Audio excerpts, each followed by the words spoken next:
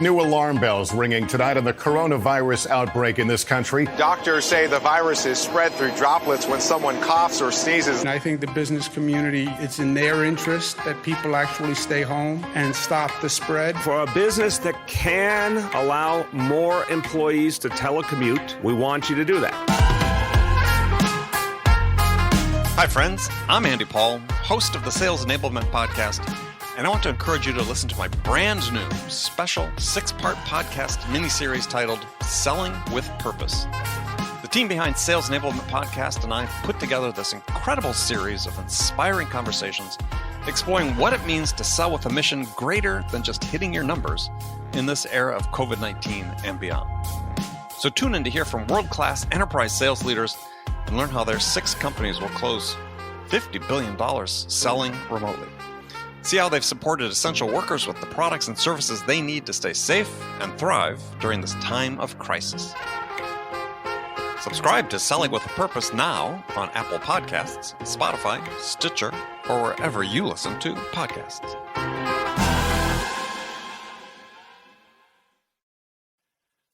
Guided Selling from RingDNA makes your entire sales team more effective by revealing exactly what reps should do and when to do it. Guided Selling works by transforming sales data into a curated list of prioritized sales actions. So when reps start their day, they'll never again wonder which prospects and accounts or hot inbound leads to reach out to next. Guided Selling even shifts reps' priority in response to real-time buying signals. Finally, even new reps can sell like seasoned ones. Let RingDNA be your guide to success. Learn more at ringdna.com/guided selling. That's ringdna.com/guided selling.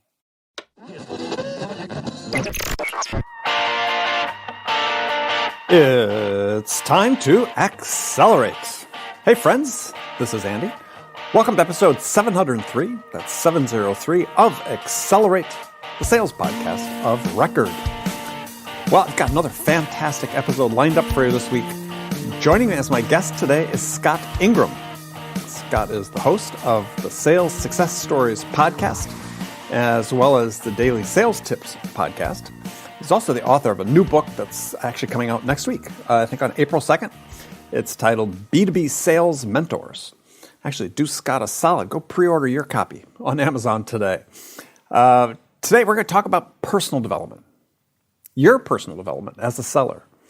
I mean, if you're waiting around for your boss, your manager, or the company you work for to sit down and work with you and to create a detailed, personalized roadmap for your development as a seller, for your career, to help you get from where you're standing today to where you want to be in a year, 2 years down the road, well, the odds of that happening are really slim. You have to take ownership of your own development. I know you've heard me talk about this here on the show with other guests. On his podcast, Sales Success Stories, Scott interviews practitioners, as I talked about, and he's found that there's this common thread running through the experiences of these top performers, which is that they have to become a student of sales. You have to treat it as a craft that requires time and investment to learn. I mean, it's nothing you can ever become perfect at, right? It's impossible to become perfect at sales. However, your goal should be to make the gap between you and perfection as small as humanly possible. Now, we're going to get into what personal development means for you as a seller and as a manager. Now, before we get to that, time for my weekly message to you about the Sales House, the sales growth engine for B2B sellers. And that's really talking about growth 2 ways. Your personal development, as Scott and I are going to talk about today, as well as your revenue growth. I mean, you can't get one without the other. Now, one of the most popular features for members in the Sales House is a program we call Foundations for Sales Growth. If you're looking to cross that career chasm from where you are today to where you want to be, to where you aspire to be, then you want to start with the Foundations for Sales Growth. It's where you learn all about the human selling skills that enable you to grow by selling with curiosity, selling with confidence, selling with acumen to become the very best version of you. So come be the best version of you at the Sales House. Visit thesaleshouse.com or thesaleshouse.com/join. All right, let's jump into it with my guest today, Scott Ingram. Scott, welcome to the show. Good to be here, Andy. Great to see you as always. Likewise. When I'm not seeing you on the Peloton leaderboard at some class pushing 500 watts on your bicycle, I love those classes. I used to teach. I don't know if you knew this. I used to teach indoor cycling, and the Peloton does everything I always wanted. I'm so driven by the competition and being able to see other people's metrics. So it's the perfect tool for me. It's keeps me in shape. Yeah, no, I really enjoy it. I'm older than most people that are doing it, so it's if I see somebody I'm competing with and we're sort of on a similar trajectory and they're in their 30s, I'm like, yeah. Well, I feel like I experience the opposite every now and then. Like, wait, how did that guy in his 60s just pass me? What's going on here? That could be me. There you go. Could be me. I don't know. You're probably pushing more watts than I am. But so anyway, welcome. We're going to talk about personal and professional development in the show today. And this is sort of an interesting topic. We're near the beginning of the sales year when we're starting or recording this conversation. It'll come out a little bit later, but it's a topic that's always current. It's one that professional sellers should always pay attention to is what are they doing to improve? And we sort of seem to, maybe the first thing we'll dig into is there's sort of this conundrum that exists, which is that, and I think there's a little bit of generational differences with some of these, but increasingly I think the newer cohort of people in sales have what I consider a very reasonable expectation that companies will invest more in their development than they're getting. And I don't know if you're seeing that. I'm seeing it. It's compared to when I started my career, where I spent 8 weeks, my first 12 months on the job in classroom training. You just don't see that happening anymore. Yeah, well, I had a very similar experience. My first real professional selling job was with ADP.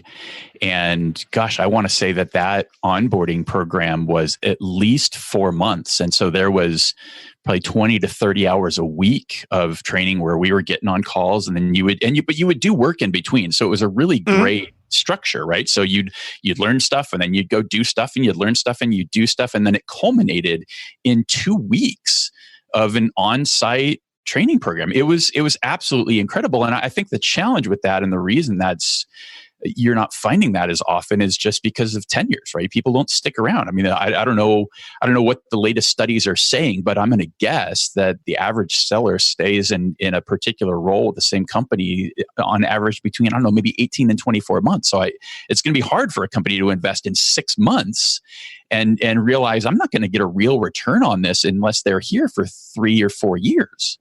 Well, in that case, you can almost ask the question, what's the chicken, what's the egg? Well, fair point, right? But I think the way I think about it is you just have to look at what is the reality, right? Wherever you want to put that blame, it is what it is. And I believe that it's really incumbent on the seller to own their own development. Over the course of your career, you're going to be the one that benefits most by improving yourself and improving your results, regardless of where you are. And you have to also, in that process, sort of recognize, what do you need, right? Where are the biggest areas where you can improve that are going to have the biggest impact, versus going into sort of a cookie cutter, this is the process that everybody goes through, because I'm not that shape of cookie. Yeah, well, let's take a step back and go back to some of the things you had said is yes, I think it's reasonable to expect your company might invest more in you, but to your point exactly, the fact is it's just not going to happen. And only the really major companies do it these days, and even not to the degree they did it before. So it's just a hard fact of life. If you're in sales, even if you're a sales manager, and you're going through a new position, you've got this learning curve. Yeah, it's really up to you. Yeah, you have to decide what it is you want to achieve in your career, what you want to achieve in your life, and come to the conclusion and come to the understanding that you are responsible for achieving that ultimately, and you're responsible for making the investments of time and effort that are required to learn what you need to learn to get it to the next level. And I sort of rail against this all the time, and encourage companies to do more and to invest more, but I just don't think it's going to happen. Well, and again, I think that you need to try and find ways to align with your company. And I would hope that sales managers and sales leaders are thinking about this as well, right? The progressive leaders among us are thinking about, how do I develop my people? How do I make them better? And if we can both come to that table, if I have a good understanding of, hey, this is an area that I'm looking to develop, this is a way that I'd like to develop it, that probably has a cost associated with it. So, will you invest in me? Can I expense this and take this as part of my development program? And again, if sales leaders are willing to look at their people and work with them on those development plans, everybody wins at the end of the day if we take that type of an approach. I think it just comes down to the patience and the willingness and the focus on it, because as you know, there's always the pressure of the number today. We're not often thinking about the number in Q3 and Q4 where it's all about Q1 right now. Well, that is a challenge. That is a challenge for sellers. I mean, I remember earlier in my career is trying to have that longer term perspective and blending that with the fact that I had monthly pressures to hit a number. I was carrying a bag, and hey, clock reset to zero the first of every month, right? But by the same token, I was spending time reading, listening to cassette tapes back in those days in our cars, driving to and from calls, listening to Zig Ziglar and Earl Nightingale and all these guys. But it's sort of equivalent, obviously, to listening to podcasts today, which I do, but you had to set aside time to do it. I think this is, to your point earlier, is I think managers would be willing to share the cost at a minimum of a seller that comes to and says, look, I want to invest in joining this program, like the Sales House. And I think managers would be willing to share the cost of that because, I think part of the hesitation of sometimes sales managers investing in development activities for the reps is, we'll pay for it, but then we have no way of knowing whether they've actually used it or not. Sure. Well, if you look at, now I'm over 60 interviews into the Sales Success Stories podcast, and congratulations. Thank you. So for folks who aren't familiar with that show, I only interview active quota-carrying individual contributors who are either number one outright, or they're at least in the top 1% of very large sales organizations. And what I have found consistently in talking with them, the best of the best, is there's not just one methodology that they have bought into hook, line, and sinker. Mm-hmm. Now, there are certainly influences. Certainly, they've been influenced by spin selling and Sandler and Challenger and all of these things. But the common thread is this being a student of sales and really treating it as a craft and making the time and making that investment in improving yourself. And the only way that you're going to find your own process that works for you is you've got to learn about a lot of different ways, right? You have to do the reading, you have to do the listening, you have to go to conferences, you have to find mentors and peers that are going to help lift you up, and coaches and all of that.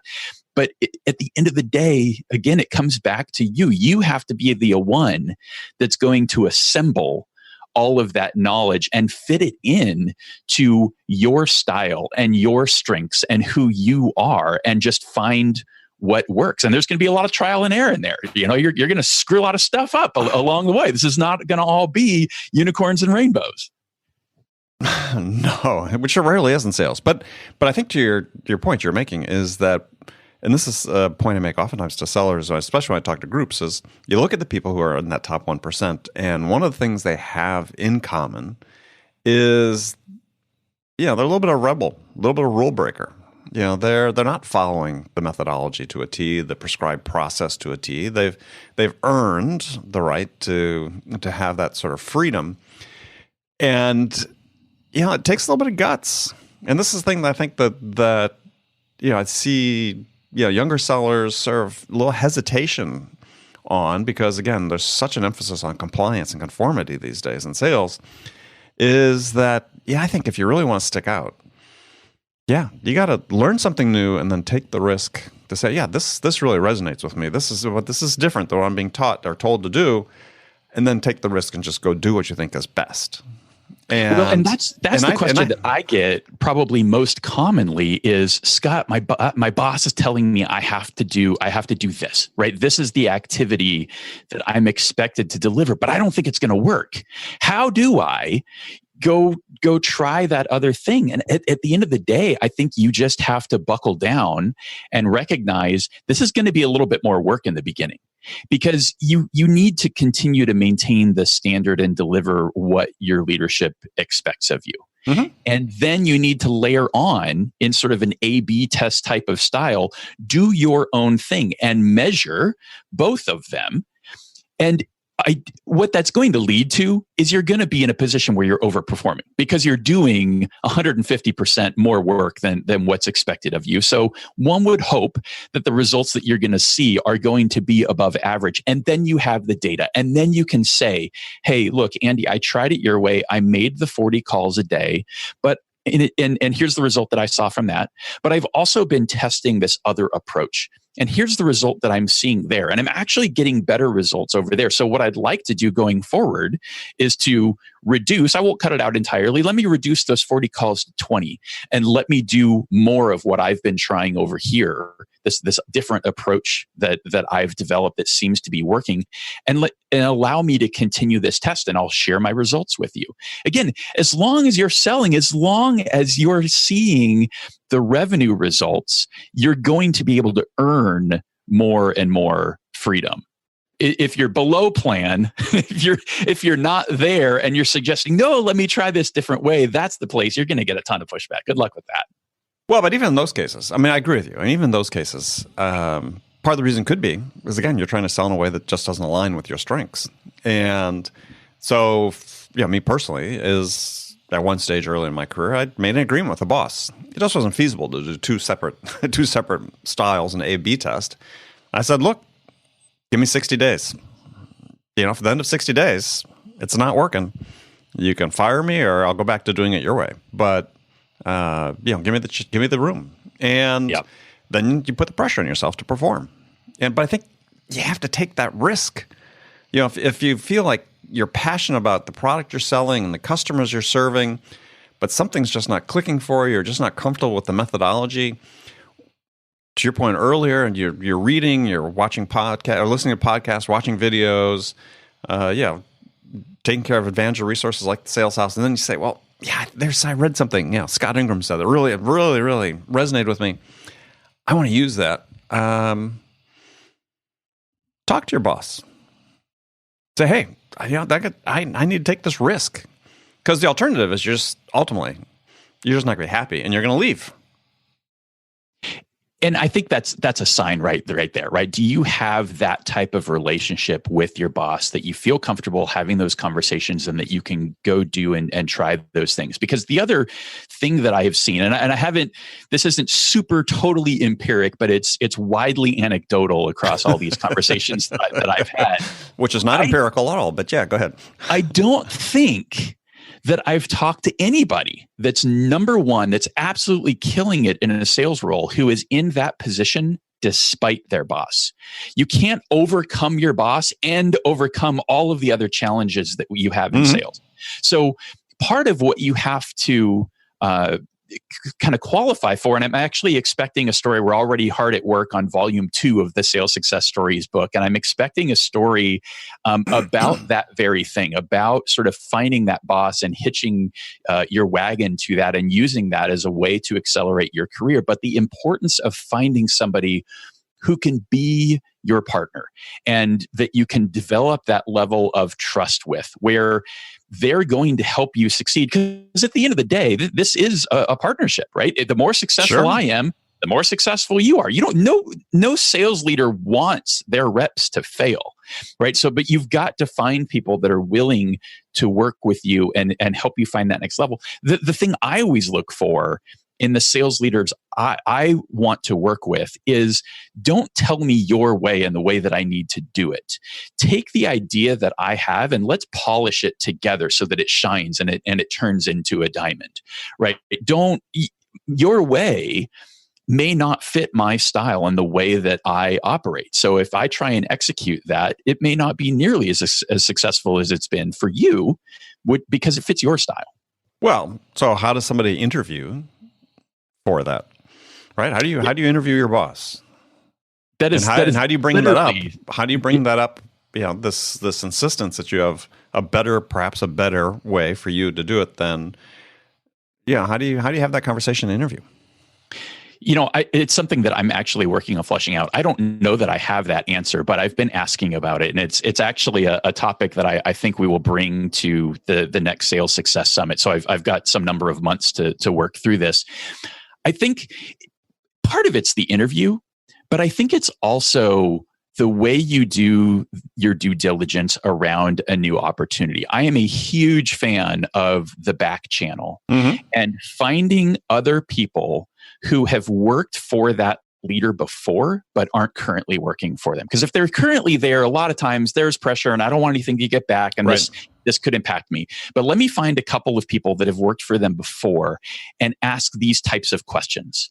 Right? Here are the things that I like to try and do. How has that worked for you in the way that you operated? And just getting at the truth of what's it really like to work for this person? Because I think you get a really different answer if I'm like, well, Andy, are you going to be comfortable if I come in and I have a different idea and I want to try that? Are we going to be able to work together on that? You're going to say, yeah, sure, Scott. Of course, I'll work with you on that. No, probably not. I mean, especially if you have a newer sales manager who's looking at saying, look, I can't afford to have somebody that's a wild card in the deck right now because I'm trying to make my number. Sure. Yeah. So I think it's a really important discussion, and like everything, it comes from both sides. But I think that you have to find somebody that is going to invest in you and help you succeed and help you develop, and just be open about these conversations. One of the stories in the book that I love a lot, and he talked about it at the first summit. So Mike Dudgeon was the number one account executive at LinkedIn before they got acquired by Microsoft, and he's been in a leadership role the last couple of years. But one of the things that he did in that role, but also that he enables his team around, he talks to them about treating their sales career like a franchise, or treating their territory like a franchise, right? So when you're doing that, you're building a plan. Here's how I'm going to execute, but you're also looking at how am I going to grow, right? This is all about revenue growth. And it's not just about the way that you're delivering the numbers and the way that you're selling. It's also about how do you sharpen that axe and get better and get more efficient so that you can continue to grow and be on a trajectory, right? Because I don't want to be in this exact same role that I'm in 10 years from now. We all want to continue to grow and progress in our careers. So what do you need to do that as well? And not just looking at this quarter, the next quarter, but taking a longer term view and thinking about what are the skills that I'm going to need to be great in future roles 3, 4, and 5 years from now. Well, I think there's another way to look at that because I mean, if you look at the numbers, just the ratio of sellers to sales managers, obviously not everybody is going to continue to progress up the ranks, right? The numbers just don't work out. And the overwhelming majority of people in sales are career salespeople. They've been doing it for a long time. But your point is still valid in the sense that the environment is changing so much, and the way we sell and the way people buy is changing so much that even if you're happy with the role you're in, you're a senior account executive or a senior account manager or something, you still need to evolve. You still need to grow. You still need to acquire new skills, because if you don't, the market's going to leave you behind. So I think, to me, it's sort of a sensitive point, because I actually know a lot of people that got pushed up into management because they thought that's where they wanted to go. And they said, well, no, that's not where I want to go. I wasn't making as much money as a manager as I was as a seller. I don't like the additional responsibility. I just like working with my customers. And did a U-turn and went back and became career salespeople. Knew a lot of people that did that. And that's great. But those same people, if you do that, and I want people to become career salespeople. This is the thing that I think is really an ideal, because if you develop that craft, you become really good at it. Sort of this false sense of thinking, I gotta become a manager. Why? Right? I mean, if you love what you do and you continue to grow and you're taking on maybe more complex accounts or more difficult accounts, or there's growth within the sales role, feel encouraged to do that. But you still have that same imperative, right? I got to get better. I got to improve my craft in everything I do. 100%. Well, so I am one of those. You just described me very well, and I think of myself as an intentional individual contributor. And I never even had to make the U-turn. I've seen enough of what's involved at the management layer to realize, I really don't have an interest in that. I love what I do, and for me, having made that decision, I've been at this. I don't even want to do the math. I've been at this long enough. You're a young man. Yeah, but I've been doing this a while. Sales just gets more and more and more fun when you treat it that way, right? When you become a student and you treat it as a craft and you continue to hone your skill and improve yourself, things get easier. Like you get into the zone and it is fun. Because it's for folks that are new in their careers, it can be a struggle. Like this gig is hard.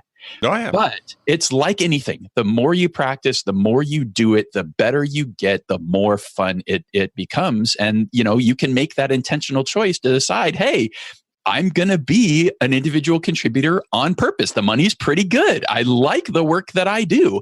I get to control a lot of things in my life, and I don't have to worry about the schedules of 8 other people or 6 or other the performance of 8 other people. Right, exactly. Yeah. I got this. I got this.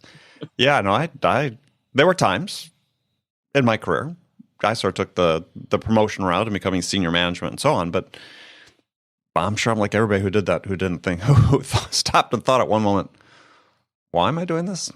Because now I'm farther away from doing what I really liked, which is part of the reason starting my own company, nearly 20 years ago, to help other companies is to be closer to the action again.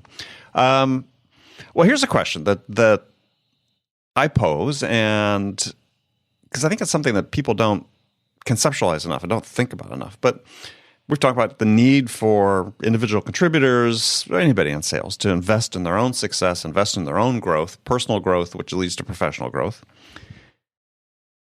So how much should somebody be willing to invest on an annual basis, dollar-wise, in their own growth? Own money, spending their own money, how much should they be willing to invest?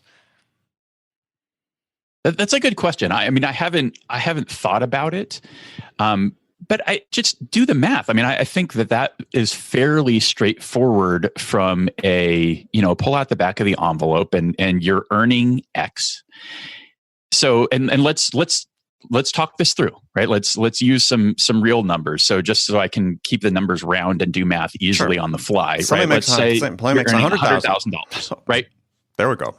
And here's the thing. If you get 10% better in sales, at minimum, unless there's something weird going on, at minimum, you're going to make 10% more. You're probably going to make a lot more than that 10% because you're going to be into accelerators and there's going to be spiffs and you're going to go on that President's Club trip and you're going to be on a different trajectory. So not just, again, you have to take this as an investment, right? So you don't look at what's the return of my investment next year. You're looking at the return of that investment over a longer time horizon. Sure, over a lifetime.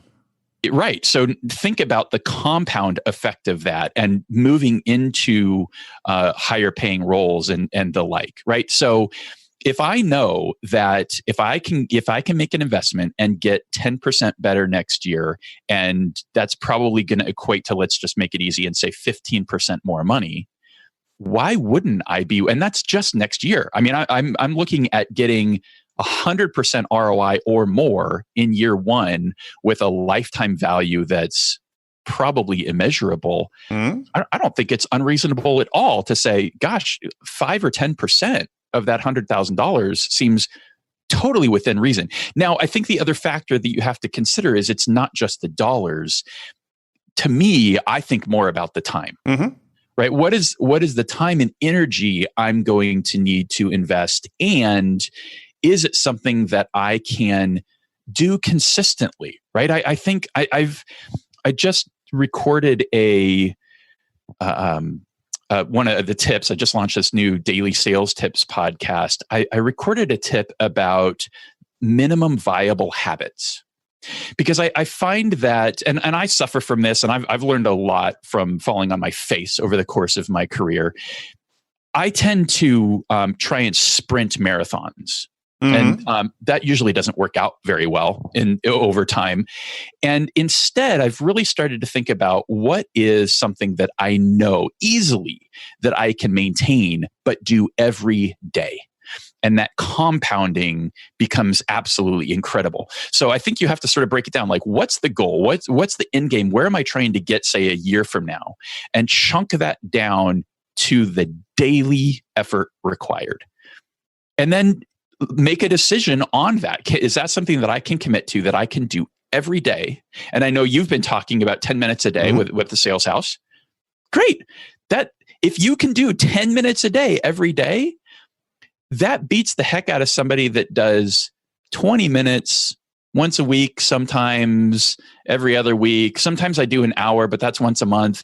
It's the consistency, and it's the deliberate practice that is going to get you to great. There's if you've read Outliers and you know about the 10,000 hours and all this stuff, it's not 10,000 hours of practice. It's 10,000 hours of deliberate practice. So are you being deliberate in the way that you are trying to develop yourself? I think that's the key in a lot of this stuff, not just personal development, but this applies to prospecting and a lot of the other things that we do in sales as well. Yeah. Well, in my mind, that all emanates from personal development. So, but I agree that time is as critical a factor as the money. But if you're going to invest the money, you need to set aside the time. I mean, this is not like a gym membership, right? Yeah. And so it's not either or. It's both. Yeah. And to your point about habits, then is for people to think about, okay, well, I know I need to do something, but this, time is an issue. And I hear that from people that sign up for the Sales House and say, yeah, I'm just concerned whether I have the time for this. And that's why we talk about 10 minutes a day is, habits are a matter of choice, right? So you're choosing between doing one of two things typically, right? Is either the bad behavior or the good behavior. You need to put yourself in a position to making a good choice. And part of that is understanding what the reward is that starts coming back. And the reward is for me, I believe the reward is fairly immediate for engaging in learning, right? Because you're going to learn something. They listen to one of your sales tips, and he says, him or her listens to it. They go out, they apply it that day. Well, that's an immediate reward. Well, I want to come back tomorrow and get another one of those. And maybe it's not the same level of thing they can take every day, but it draws them back. And I think a really sort of critical skill for people to learn is how to change habits, how to develop habits. I know lots being written about it. James Clear's got a great book about it out and called Atomic Habits, which I recommend people read. And I write about it extensively in the Sales House. Is if you understand how habits develop, you understand this sort of habit loop. It's very powerful, and it's a great way to integrate learning. And it could be as simple as saying, look, this is my favorite thing I sort of beat all the time is, just don't watch that episode of The Bachelor this week. And instead, turn off the TV and, watch a video, listen to a podcast, read a chapter in a book. And you must have been looking at my reading list or been somehow spying on what I've been doing. I actually find that the investment in that area it's less for me at this stage about the sales skills, and it's more about the overall productivity process habits. It's the way that I execute on my day, because that's what gives me all the leverage, right? That's what allows me to create time to have conversations that are going to help me develop myself. That's going to give me the time to execute on the other strategies and the approaches that I'm trying to run against my accounts. Because if I'm flailing, and so it's funny, I was in California earlier this week, and I drove everywhere, and it was raining. I spent a crud ton of time in the car. San Jose, Santa Rosa, Santa Cruz. I was all over the place. And I listened to Daniel Pink's Win, and I'm about halfway through Cal Newport's Deep Work. And the biggest thing I'm taking away from all of that, and it's mostly reinforcement. Again, a lot of this stuff is you already know this stuff. It's the translation of taking the learning and applying it. And so the thing that I'm establishing in my routines is the elimination of distractions. I turned off a crud ton of notifications on my phone. I turned off a whole bunch of stuff. I cleared out about, I don't even want to admit the number, a large number of browser tabs in Chrome just this morning, right? Because we as humans do not multitask, period. Nope. I mean, empirically proven that's not a thing. So if that's the case, how can you create opportunities and make it so that you can focus? And I'm rethinking about the way that I deal with social. I turned off my LinkedIn notifications and decided, you know what? No, that will be a reward for that like dip in my afternoon when I'm pretty much useless anyway. Like that 3 o'clock time period where according to Dan Pink, awesome. I'll go play with LinkedIn then. That's a good period, and I'll create a time limit, like 20 minutes. I shouldn't need any more than that, to discover what I need to discover and have the conversations I need to have, and then we move on. So to your point, it's some of those foundational skills that creates the time. There's always time. It's just a lack of priorities and focus. Yeah, well, and I have deep work coming up on my list here. It's actually near the top of my list right now. There was a interview that Tim Herrera, who writes the Smarter Living column in the New York Times, had with Cal Newport last week or early this week actually, and in about deep work and focus. And he's got a new book coming out called Digital Minimalism, which is all about eliminating some of the digital footprint that we have. And I think that's a great habit to talk about.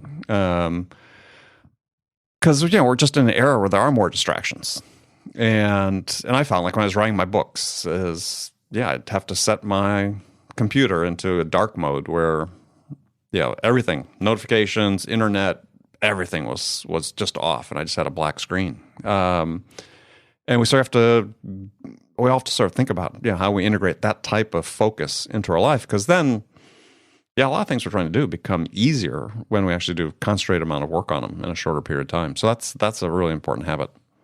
And even in sales, right? Because I think we have also this misconception that always available and I have to be the fastest one to respond. But you know what? If you're on site with a client or you're in an important discovery call, you're blocked out for 30 minutes or an hour. You're not responding to people immediately in those times. So why aren't you willing to carve out that time for yourself? Because there's lots of deep work that we should be doing in sales, right? That we're oftentimes not. Did I do a call plan? Do I have a strategy for this next meeting that I'm going to have, right? Do I have an overall strategy for this account or the way that I'm going to break through in my prospecting or whatever it is? There are so many opportunities for that. And again, we're rarely focusing because there's just so much stuff coming at us and we feel like we have to be so responsive. But I don't think that's true.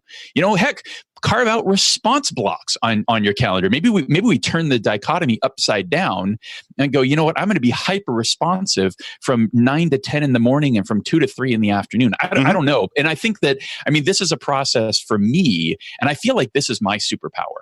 I have been developing and improving and refining and getting back on board with these processes for 10 or 15 years.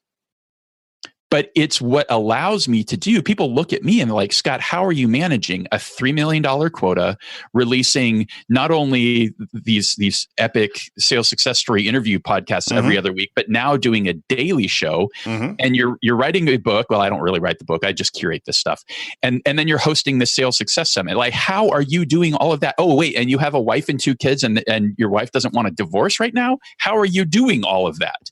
And it's because I have refined this process of productivity for myself. And I'm also cheating this year. I just hired a full-time virtual assistant that is helping a ton on the podcast side of things. But you know what?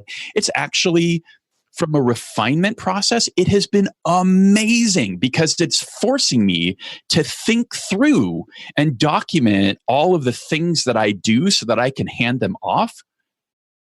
Man, that process is enlightening. Like, I would suggest to people, go hire a virtual assistant, even if you do it for a month, because the process of trying to get them on board and understanding how you do all that you do will help you understand yourself so much better. It's been absolutely incredible. No, I love it. Love it. Now, responsiveness. That's an interesting thing you brought up because that's been my superpower. I mean, it's really been a huge differentiator for me throughout my entire career. But to your point is, if you're in a meeting, you're in a meeting. If you've got to make in a block of calls in your calendar, you got 2 hour blocked out, great. Make your calls. Don't get distracted, right? You can be responsive. The thing is, you set a standard for responsiveness these days. I made, one of my fears is, being on an airplane and getting, 5 hours and I can't respond to calls or something. But the fact is, people don't get responses to a lot of things they send out. And so even if you're doing it 2 hours later, 3 hours later, 4 hours later, people still think you're a hero, that you're responding to getting back to them at all. I mean, I always sort of do this thing where I'll tell people, hey, I'm sorry it took so long to get back to you. And they're like, all right, it hasn't been that long. But, you set a standard and you live up to it. So to your point is, you can't. Responsiveness to me, hugely important, but within the confines of your productivity. Yeah. And here's the thing.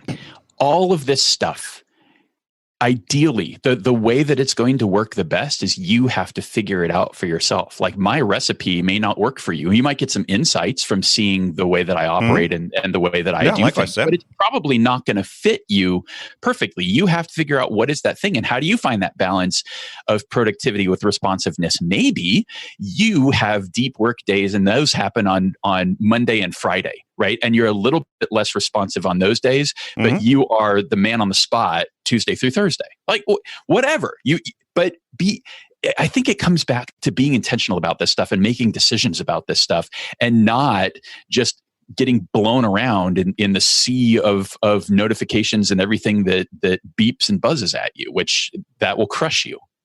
It will. And they're insidious and there's whole research done about how often people check their phone, this whole phenomenon called super checker. And super checkers check their phone average 52 times a day. And it's somewhat skewed age-wise, but not completely. And think about it. 52 times a day, you're taking your attention away from something you're doing. Look at what? Right? Look at what?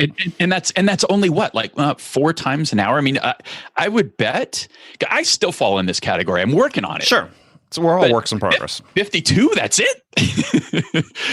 I'm sure that's what, if you're listening to this and you're not thinking that, we're all a work in progress. Oh, absolutely. Absolutely. And and it's a huge thing. I actually got into an argument with quote unquote argument with a woman who was in the audience for a presentation I was doing for a company. This whole idea about not taking her phone into calls or turning her phone off during calls. No. And that's why I have a little heart to heart about what's going to happen, right? In the half hour you're with the customer, or the hour you're with the customer, what's going to happen? Right. And what are you going to do if there is something totally on fire? You're going to walk out of that meeting? It comes back to just being present, right? Yeah. Right now, I'm talking with you. That's it. Yep. I hope so. Actually, and isn't that what our clients want? Like, my God, you know how upset I'm going to be if, like, I'm trying to work with you and I know that you're looking at your phone 10 times in the course of our conversation. You're not with me. I need you to help me. Yeah. Reminds me of the podcast interview. I was interviewed with a guy who was a personal guru, quote unquote guru. And he typed during our entire conversation. So that interview didn't run, by the way. I got deleted as soon as it was done. So that messes up the audio too. Yeah. Well, no, but it was just like, really? Really? You're the one that approached me about being on the show. So anyway. Well, good. Well, Scott, we could go on forever, but we can't today. So we'll have you back on. We'll do it another time. So tell folks how they can learn more about what you're doing with your podcasts. Yeah, I'll send you to one spot and you should be able to surf everything from there. So if you go to top1.fm, that's the number 1, that will take you to the Sales Success Stories podcast page. From there, you can get to daily sales tips. You can learn about the summit. You can learn about the Sales Success Stories books.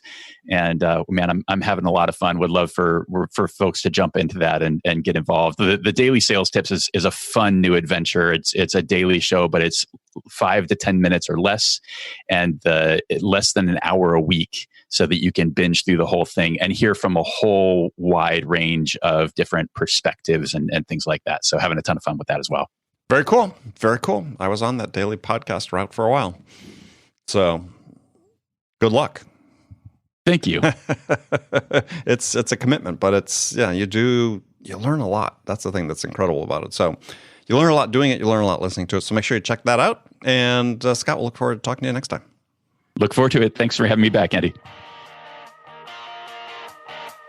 Okay, friends, that was Accelerate for the week.